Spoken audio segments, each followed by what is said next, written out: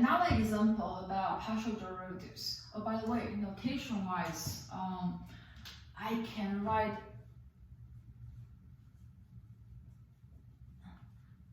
d of dx as partial. Oh, I already said it. So d, this is we say this is df dx. But instead of using like the actual ddx, we use this notation. Okay, I also say the df dx. Sometimes I say partial f partial x. Similarly, I say df dy. So by looking at this, you will know it's partial derivatives. And if you have partial derivatives, what does that mean? That means you are working with functions of several variables. You don't know how many, but you know it has more than one variable. Okay. All right. So that's just the side note. Okay. So now let's focus on finding the derivative. Let's start with fy. Okay. So f of x. Let me copy f of x.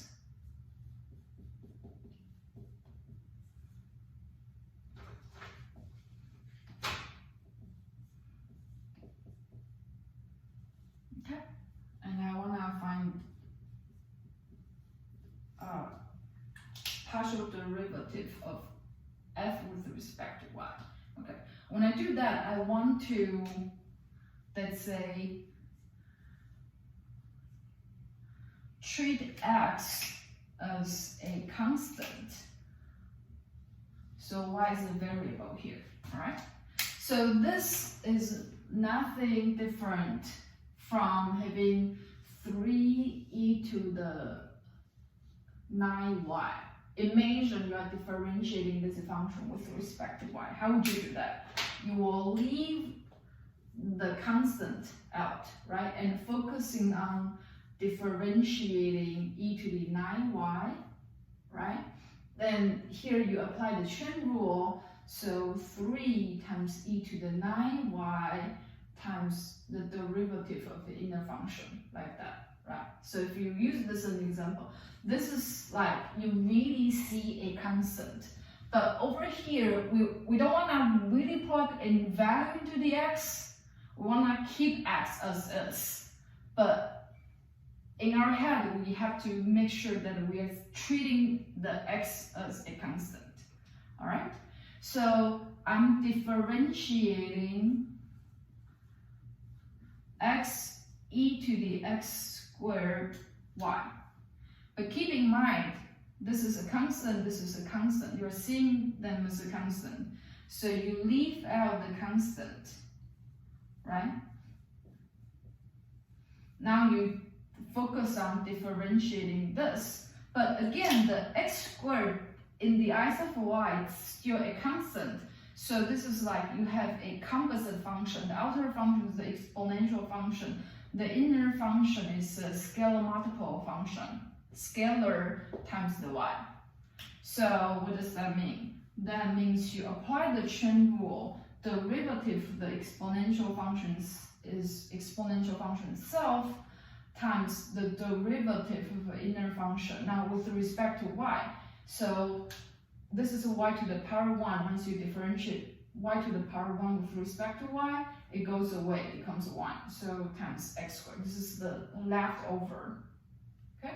Now I put the x all together. This is what I get for df dy. Okay? And for df dx,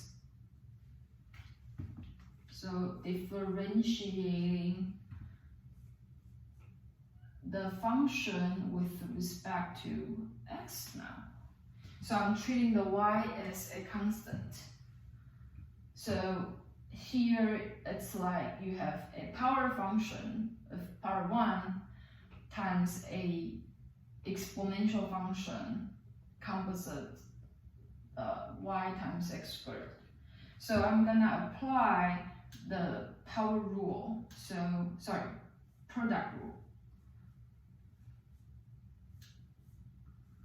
Okay, differentiate the first function times the second function plus the first function times the derivative of the second function. Okay? So, here we're doing basically exactly the same as what you do in Calc 1, except when I write ddx, I use this notation to emphasize I'm treating y as a constant. I'm doing partial derivatives. Okay? So derivative of x with respect to x, that's 1, and e to the x squared times y. Okay?